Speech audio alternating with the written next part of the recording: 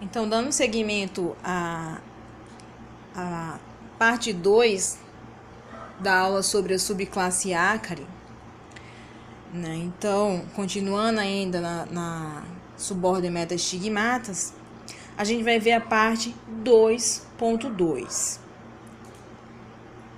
Ou seja, nós vamos falar sobre os argazídeos, os carrapatos de corpo mole. Tá? Por que são chamados de carrapatos de corpo mole? Porque eles não possuem escudo dorsal. Tá? Os que possuem escudo dorsal são os ixodídeos. O tegumento do argazídeo, ele pode ser granuloso, mamilonado ou enrugado, dependendo da espécie. Os espiráculos respiratórios ficam geralmente entre a terceira e a quarta coxa bilateral. E esses espiráculos, eles são bem pequenos e não tem placa peritremática. Tá? Em relação ao gnatossoma, é constituído da mesma forma que o gnatossoma dos ixodídeos. A diferença é a disposição. Tá? Se eu pego um carrapato argazídeo adulto e olho ele dorsalmente, eu não consigo ver o gnatossoma.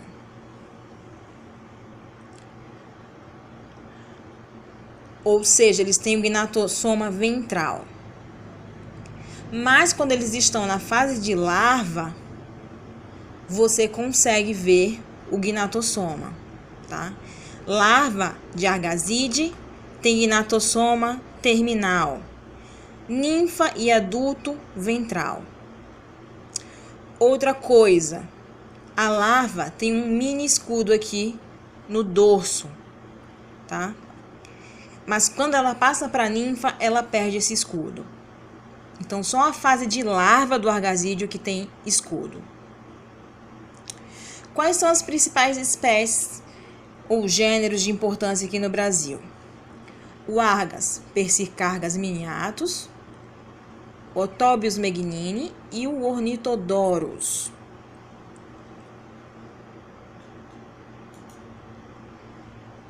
Nesse slide eu coloquei, só para reforçar um pouco, porque às vezes vocês têm um pouco de dificuldade para poder ali diferenciar os argazídeos dos ixodídeos, tá? Então, uma das coisas que vocês têm que olhar, aqui é um ixodídeo, é um carrapato duro, ele tem escudo. Aqui é um carrapato mole, olha o tegumento, gente. Nos ixodídeos, o gnatossoma é terminal. Eu estou olhando aqui esse carrapato fêmea dorsalmente, eu estou vendo o gnatossoma dele. Eu estou olhando esse carrapato aqui dorsalmente e não estou vendo o gnatossoma dele. Mas quando eu viro ele ventralmente, o gnatossoma está aqui, tá? Só para reforçar, o gnatossoma dos argazídeos é terminal apenas na fase de larva. Apenas na fase de larva tem escudo. Ninfa e adulto não tem escudo. Ninfa e adulto tem gnatossoma ventral. Tá? Os argazídeos, diferentes dos ixodídeos, eles têm um ciclo de desenvolvimento que a gente chama de multi-hospedeiro. Tá? Então, eles podem fazer alimentação no mesmo animal várias vezes, ou eles podem se alimentar em vários animais diferentes, sejam esses animais da mesma espécie ou não. Eles não têm muita predileção, tá? Eles não têm muita especificidade por hospedeiro. Os estágios, né, do ciclo biológico. Vai de ovo, larva, vários estágios ninfais, adultos, macho e fêmea. E outra questão importante é que a reprodução, a cópula do argazídeo acontece fora do hospedeiro, acontece no esconderijo deles. A reprodução dos carrapatos duros, dos ixodídeos, acontece em cima do hospedeiro.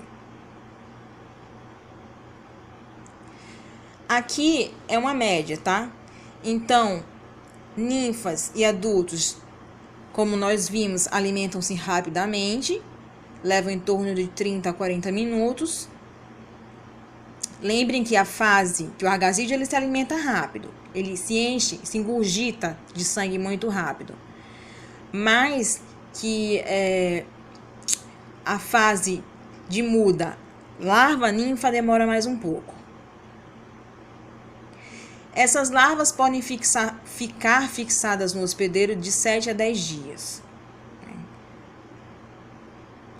E lembre-se que para cada estágio, né, que muda, né, para cada muda de estágio, ou seja, para cada equidise, eles têm que fazer uma refeição antes, tá? Antes de cada oviposição, antes da reprodução, eles têm que fazer hematofagia.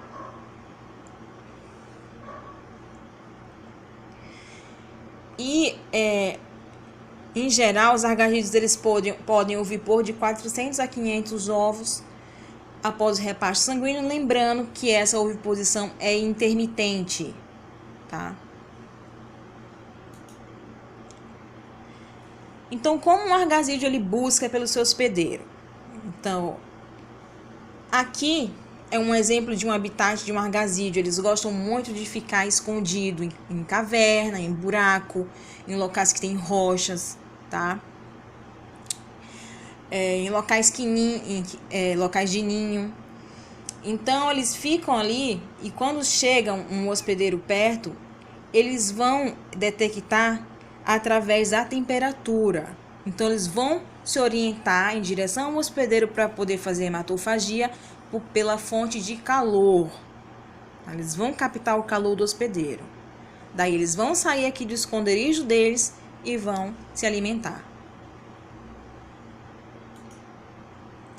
Primeira espécie, que é a espécie mais estudada, né? Então, tem outras espécies que eu já falei, mas a mais estudada é o Argas persicargas miniatus. Tem que escrever assim, professora? Sim, tem que escrever assim. Argas persicargas miniatus.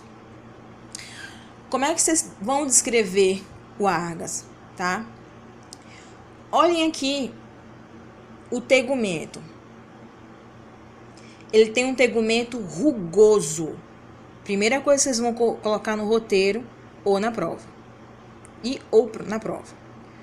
Possuem tegumento rugoso. Outra coisa que é característico deles.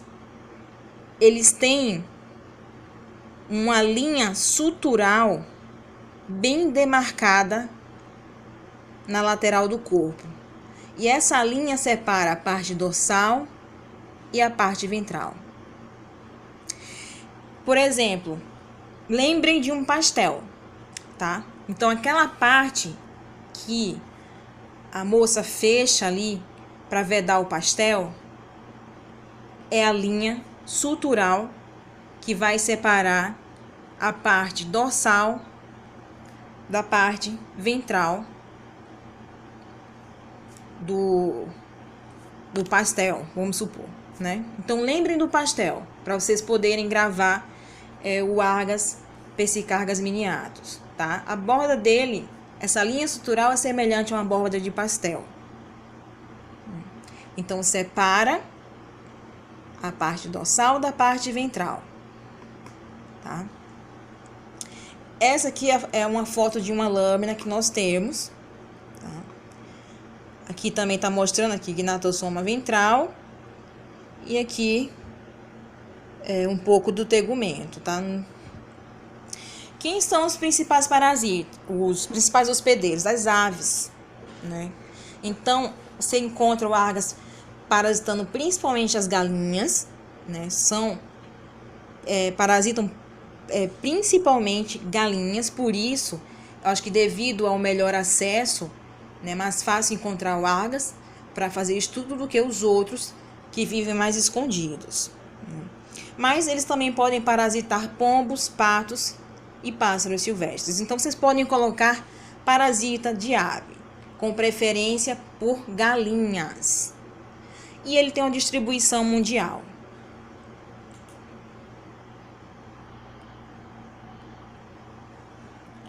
Podia salvar. Então, olha aqui. Qual a importância de estudar essa espécie de argazídeo? Em grandes infestações, você pode ter uma espoliação sanguínea severa com óbito das aves. Tá? Por quê? Porque o argazídeo, né, como vimos na primeira aula, eles se alimentam muito rápido. Eles aumentam muito rápido de tamanho. Tá? E eles se alimentam constantemente. Então, olha aqui, um argazídeo parasitando uma galinha, tá? E dependendo da quantidade, ele pode matar ali a ave, né? Por essa espoliação sanguínea excessiva, a ave pode vir a morrer por anemia. E outra condição que pede lá no roteiro prático de vocês são os vetores. Ele pode ser vetor de quê? Da bactéria Borrelia anserina, que causa anemia e diarreia nas aves. Então, o próprio carrapato já causa anemia. Aí ele ainda é vetor da Borrelia anserina, que causa anemia e diarreia nas aves. Ele também pode ser vetor da Egyptanella pullorum, que causa diarreia nas aves. Tá? Olha aqui, o roteiro prático de vocês pede, tá? Essas duas bactérias. E podem picar o homem na ausência de outros hospedeiros, podem se alimentar do homem. A picada é muito dolorosa e até hoje não se descobriu se ele transmite alguma doença para o homem. Qual o hábito do Argas persicargas miniatus? Eles têm hábitos noturnos, né? Eles realizam a hematofagia noturna. Tá? Então, eles geralmente ficam nos esconderijos dele durante o dia, tá? De noite eles saem do esconderijo e vão se alimentar do hospedeiro. Depois que eles ingurgitam, tá? Ou seja, eles ficam cheios de sangue, eles voltam para o ninho, eles voltam para o esconderijo. E que esconderijo? Frestas, buracos de galinheiro, tronco de árvore, onde ele pudesse esconder. As fêmeas, olha aqui elas fazendo oviposição, tá? Lembra que a oviposição, elas ovipõem menos de 1000 ovos e essa oviposição é intermitente, tá? Nós vimos lá na primeira aula. A fêmea ela pode ser fecundada por vários machos. E isso faz com que além disso, ela faz o armazenamento desses espermatozoides no aparelho reprodutivo.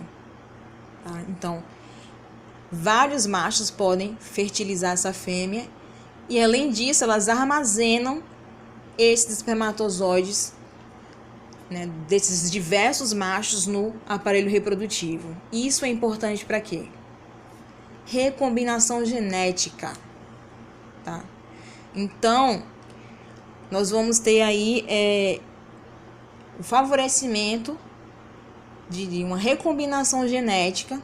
Se essa fêmea está copulando com vários machos diferentes, a chance dela ter, né, dela gerar um indivíduo geneticamente diferente nesses ovinhos aqui é muito alta, tá? E elas podem, já que elas armazenam esse espermatozoide, começar a reproduzir sem fazer nova cópula, tá? Elas já estão com os espermatozoides armazenados, então elas podem começar a produzir ovos sem fazer nova cópula, tá? Mas lembrando que cada postura é precedida de uma nova alimentação. E diferente dos carrapatos fêmeas duros, porque os carrapatos fêmeas duros, elas caem no solo, fazem toda a oviposição e morrem. As fêmeas de Argas não fazem isso, tá? Elas vão intermitentemente fazendo oviposição de pequenas quantidades de ovos E depois que ela acaba o período de oviposição, aí sim, tá? Ela demora mais para morrer.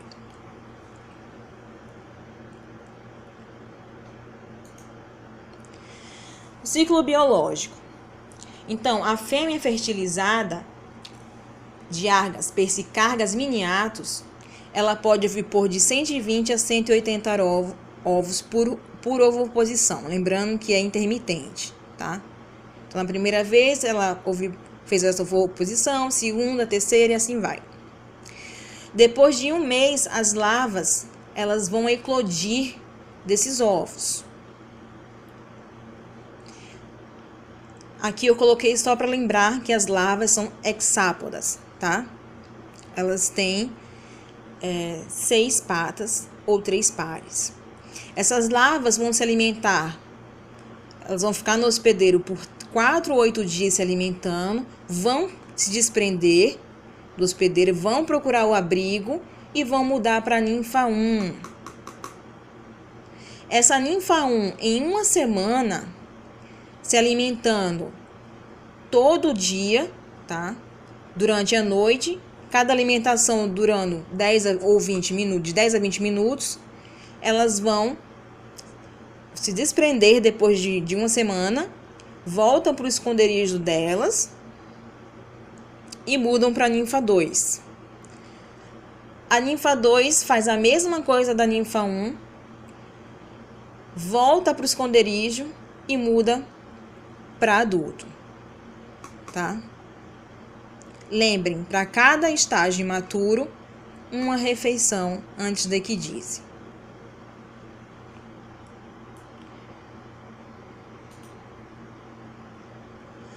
Próximo carrapato, Otobius megnini. Otobius megnini é chamado também de carrapato espinhoso da orelha. Então, quem são os principais hospedeiros? Bovinos e equinos. Ocasionalmente, raramente, se tem relatos em homem, tá?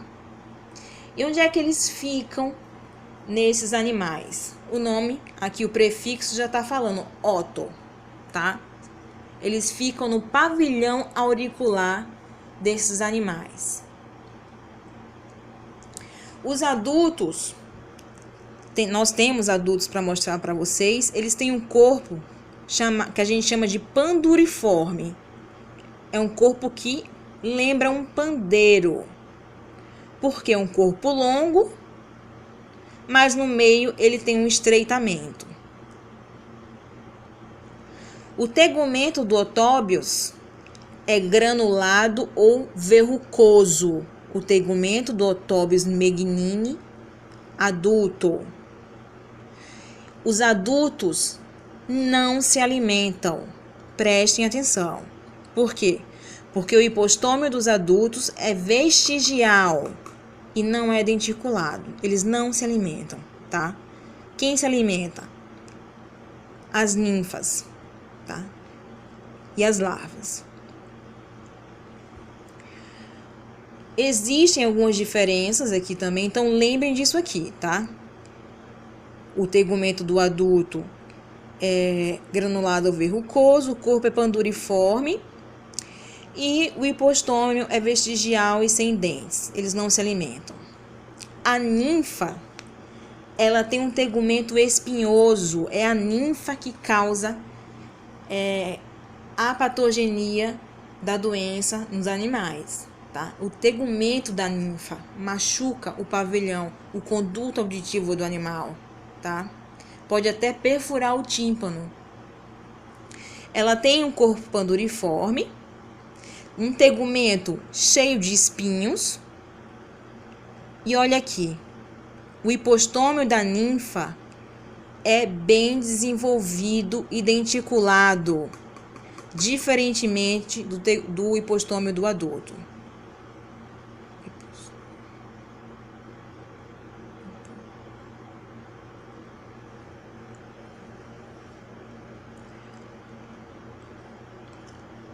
E as larvas também têm o gnatossoma terminal. Então, lembrem, tá? Vai estar no roteiro de vocês lá a foto de um adulto, um desenho de um adulto e uma foto de uma ninfa. Aí vai perguntar, qual estágio de espécie de carrapato? Primeiro é um adulto. Não, primeiro tem um, dois. Primeiro é um adulto e o outro, o da figura é uma ninfa. Você tem que colocar ninfa espinhosa, tá? Hospedeiro, bovino e equino. Aí, onde é que eles ficam? Ficam no conduto auditivo, tá? E lembrem de falar também que eles têm o hipostômio desenvolvido e denticulado. Os adultos não têm. Aí vocês vão ter que descrever o adulto e a ninfa. Mas para mostrar, nós só temos o adulto, tá? No roteiro é que tem a figura dos dois. O otóbios, ele não tem aquela sutura lateral que eu falei, né, que separa a margem dorsal da ventral. O que vocês têm que lembrar é que ele tem um corpo anduriforme. Se for adulto, o hipostômio é vestigial e sem dentes, ele não se alimenta. E se for uma ninfa, ela é espinhosa, tem um tegumento espinhoso, o corpo também é panduriforme e ela tem um hipostômio bem desenvolvido e elas sim se alimentam. Tá? O que é que ela pode transmitir para os animais? A bactéria Coxiella burnetii, que causa febre Q, que é um das causadoras de aborto em bovinos e já foi relatado em outros ruminantes também. Tá? Coxiella burnetii. Tá? Então, olha aí, ficam no pavilhão auricular. Isso irrita bastante o animal, causa dor, né? Você vai observar muito o equino, o bovino, sacudindo a cabeça, né, esfregando a orelha em algum local, na parede, em algum mourão. Você vai ver ali que tem algum problema otológico, porque você vai descer uma secreção oleosa ou serosa.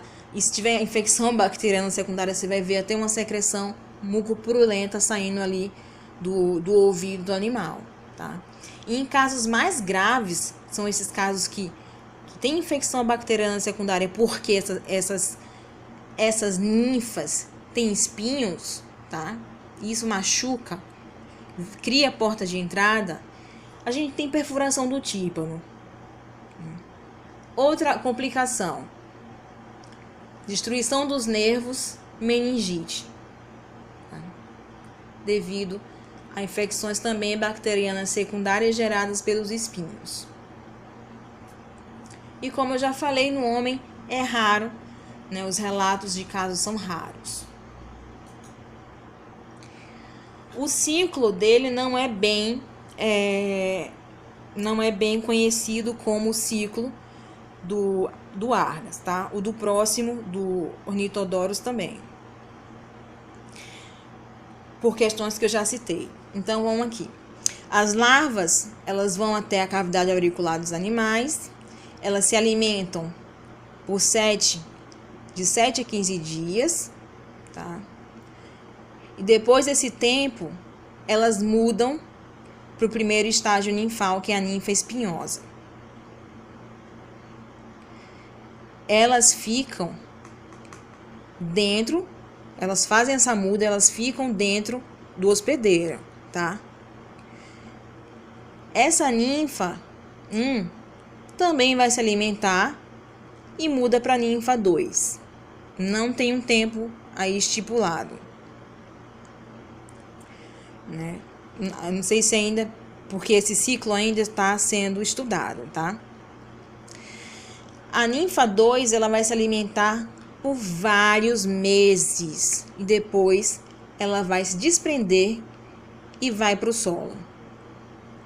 E dali ela vai procurar um esconderijo.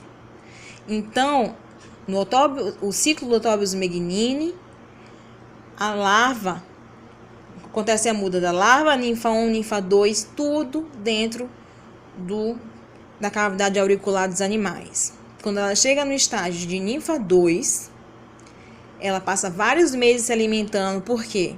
Lembre-se que o adulto praticamente não tem hipostômio, então ele não se alimenta, tá?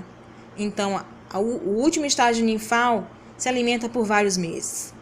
Aí depois ela vai cair e vai procurar algum esconderijo, tá? E lá nesse esconderijo muda para adulto. O adulto vai copular no esconderijo, ele não se alimenta, né? A postura é prolongada por vários meses. E depois as larvinhas, que acontece a eclosão dos ovos, elas vão procurar de novo o hospedeiro. É um carrapato de região quente e árida, tá? Nessas regiões podem ser consideradas até como uma praga para bovinos e equinos. Aqui no Brasil, há muitos relatos na região norte. Já foi relatado também em bovinos e ovinos da Patagônia, da província de Chaco e na Argentina, na África do Sul, Chile e Índia, tá?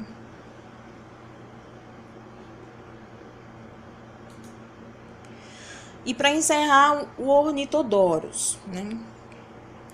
O ciclo aí não é conhecido, tá? O Ornitodorus, ele tem um tegumento mamilonado. O hipostômio dele é como o do Argas, tá? É bem desenvolvido e bem denticulado em todos os estágios, assim como o primeiro carrapato que eu mostrei. Quem são os hospedeiros? Mamíferos, aves e répteis. Mamíferos, aves e répteis. Onde é que esse gênero vive? Em ambientes escondidos, né? Caverna, buraco de árvore.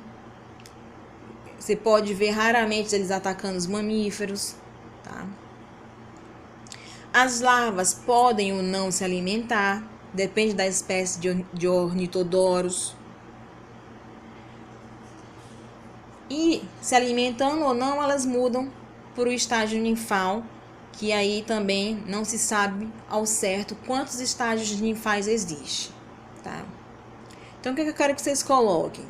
Que Ornitodorus, no roteiro de vocês vão colocar aí na última folha que ele tem um tegumento mamilonado, né? E que o hipostômio é bem desenvolvido e denticulado em todos os estágios, tá bom? E depois vocês vão colocar que ele pode ser reservatório e vetor aí da borrelia recorrentes, que causa febre recorrente, porque a questão vai pedir isso. E ele também pode estar associado à transmissão de vírus, como o iridovírus que causa a peste suína africana e de algumas arboviroses de humanos. Ele pode estar associado, tá? Mas na questão vai pedir a bactéria. Então, pode ser vetor da borrelia recorrentes que causa a febre recorrente.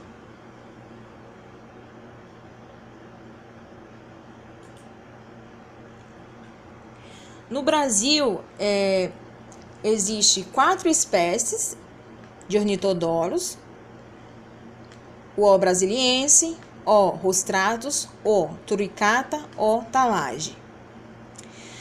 O O. brasiliensis e o O. rostratus são chamados de carrapato do chão. Eles ficam no solo.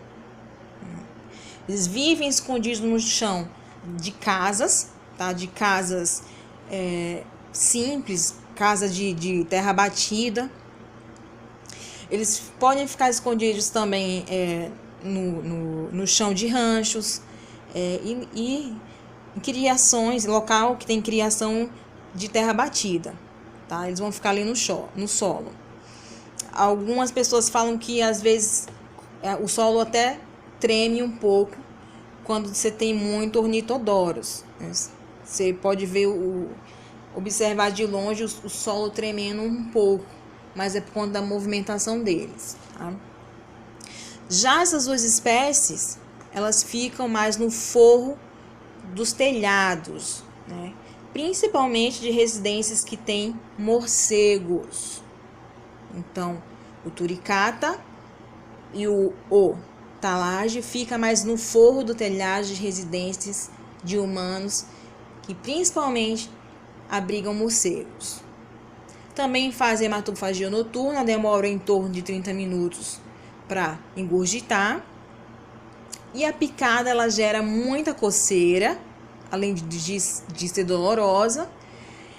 demora para poder cicatrizar e algumas vezes pode até causar febre. Aqui tem os ovos que parecem até jabuticabas, né? No solo, que é onde eles fazem a oviposição. Principalmente o O brasiliense e o O rostratus, que são chamados de carrapatos do chão, tá?